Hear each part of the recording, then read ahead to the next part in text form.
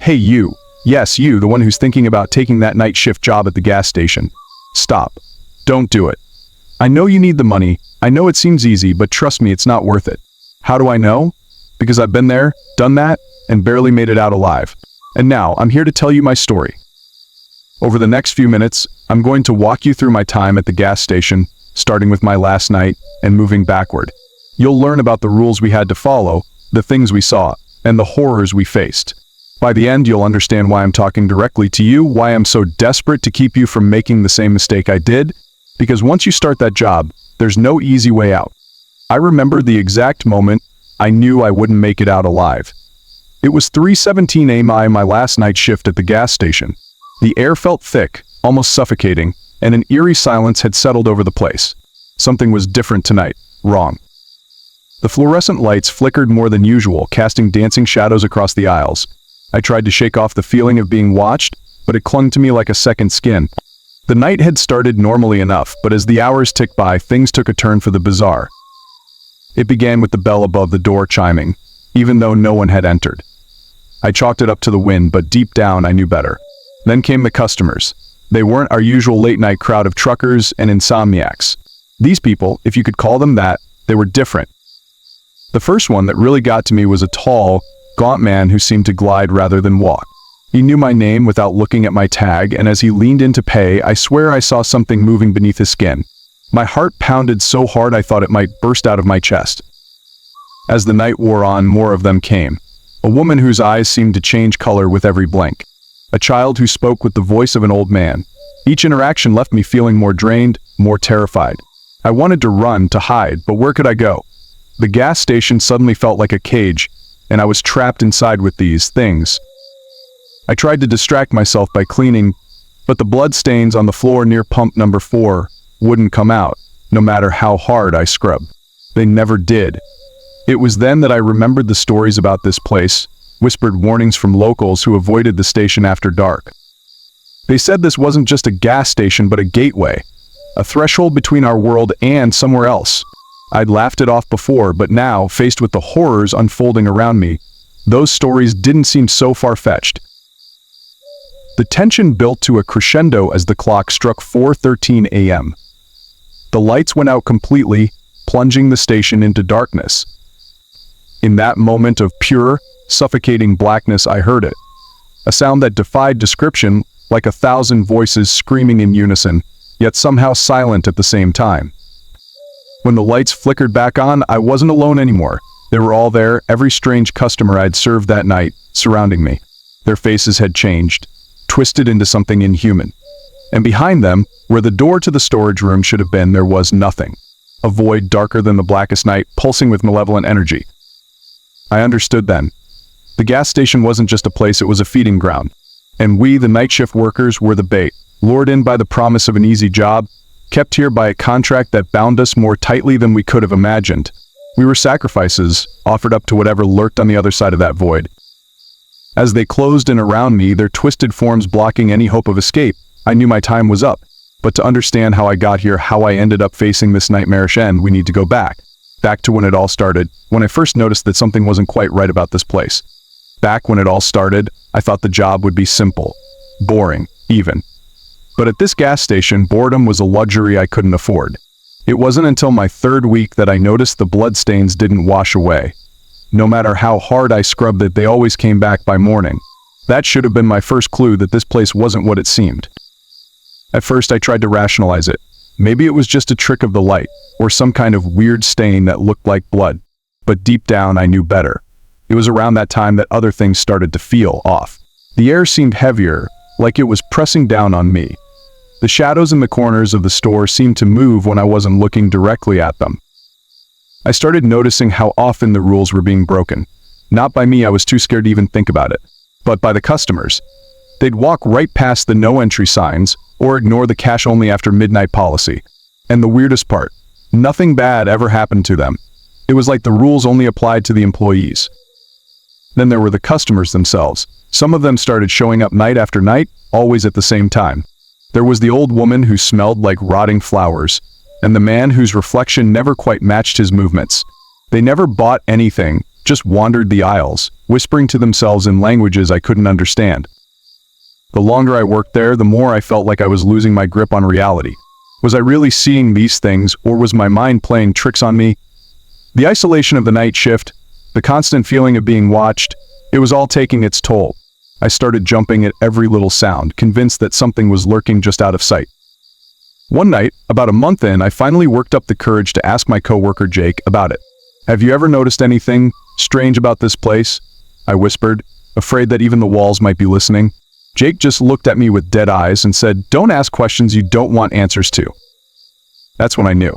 This wasn't just a job. This was something much darker, much more sinister.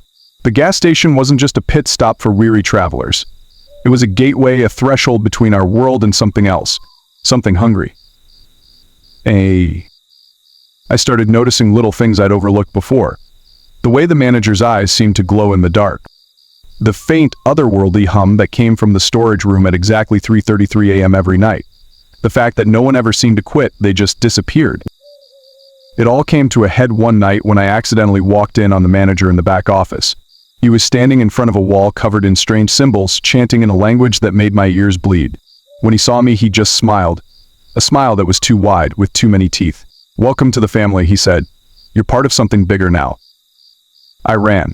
I ran as fast as I could, but somehow I ended up right back at the gas station. That's when I realized the horrible truth. We weren't just employees. We were sacrifices slowly being groomed and prepared for something beyond our comprehension.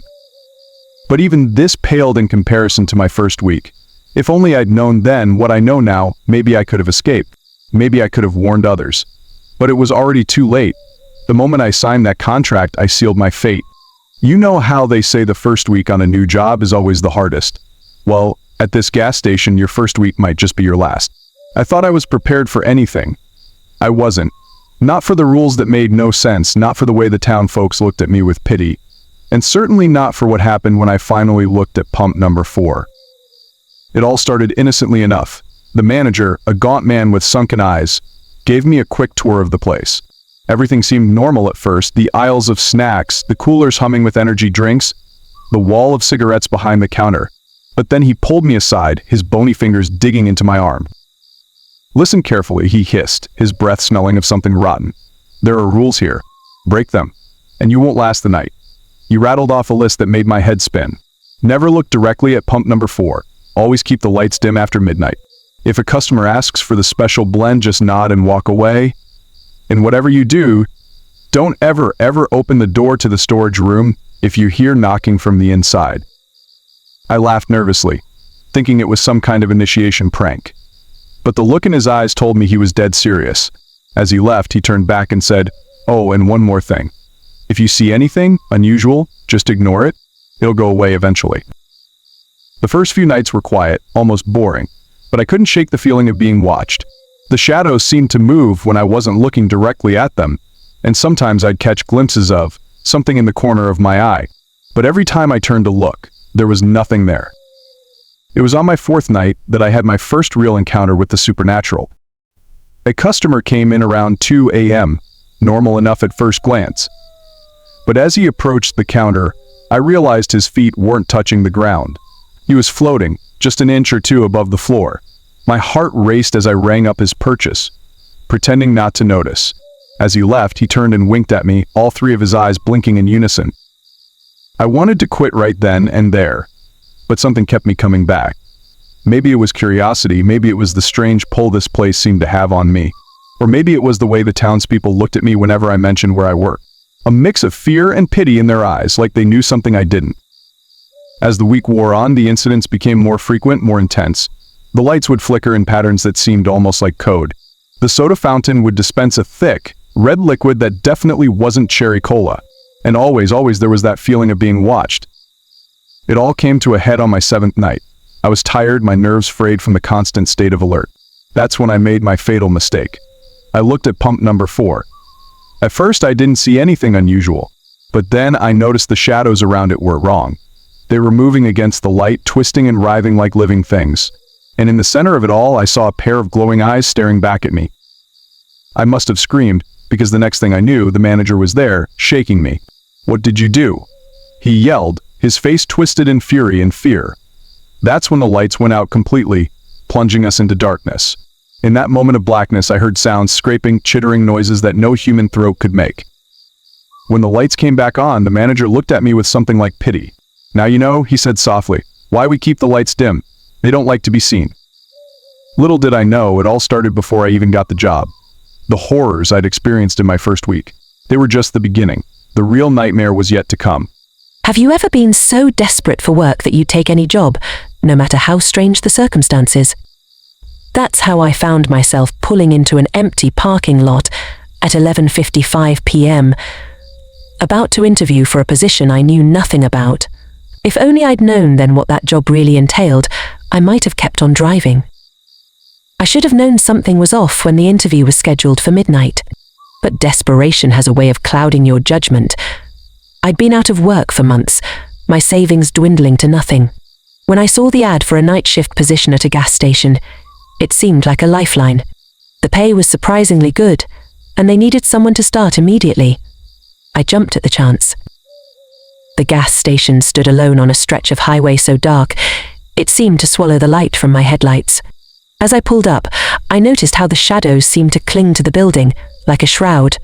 The only illumination came from a flickering open sign in the window, its red glow pulsing like a warning beacon. I took a deep breath and stepped out of my car. The air felt heavy, oppressive, as if the night itself was trying to push me back. But I couldn't afford to be picky. I needed this job, no matter how unsettling the circumstances. The bell above the door chimed as I entered, the sound echoing in the empty store. Behind the counter stood a man so thin, he seemed almost two-dimensional. His eyes, sunken deep into his skull, fixed on me with an intensity that made my skin crawl. "You must be the applicant," he said, his voice a dry whisper. "Follow me." He led me to a back room that smelled of mold and something else, something I couldn't quite place. As we sat down, I noticed strange symbols etched into the walls, barely visible in the dim light. The interview itself was odd. The manager asked questions that seemed to have little to do with the job. "How do you feel about the dark?" he asked. "Do you believe in things you can't see?" Each question made me more uneasy, but I answered as best I could, my desperation overriding my instincts.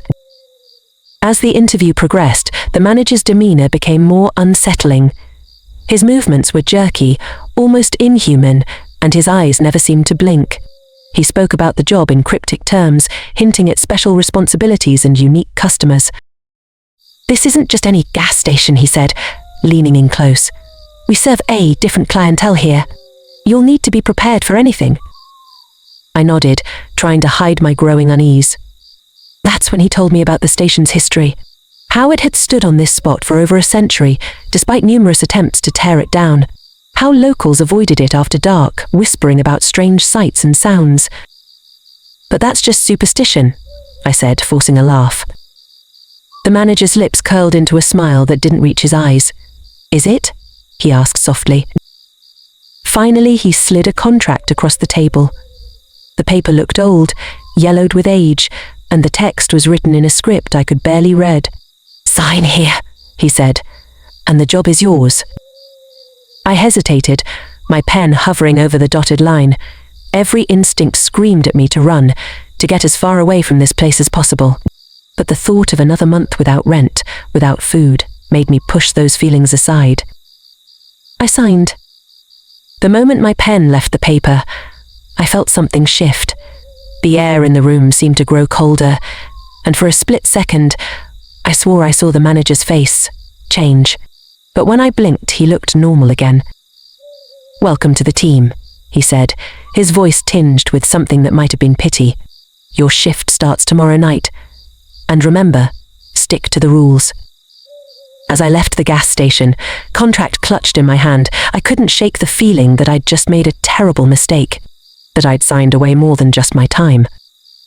And so began my descent into a nightmare I couldn't escape. The gas station wasn't just a place, it was a gateway, a threshold between our world and something far more sinister. Every shift, every bizarre encounter, every rule I followed or broke, it was all part of a larger design. We weren't just employees, we were offerings to whatever lurked on the other side. So if you're ever offered a night shift at a lonely gas station, remember my story. Some jobs aren't worth taking, no matter how desperate you are. The psychological toll, the constant fear, the feeling of being watched, it's a price too high to pay. Because sometimes the real horror isn't what you see in the darkness, it's what sees you. And trust me, once it sees you, it never lets go. Hey there. Hit the bell icon to stay updated with our latest uploads, ensuring you're always first to experience our next terrifying adventure. Share your own spooky experiences in the comments and connect with fellow horror enthusiasts who love to explore the macabre just as much as you do.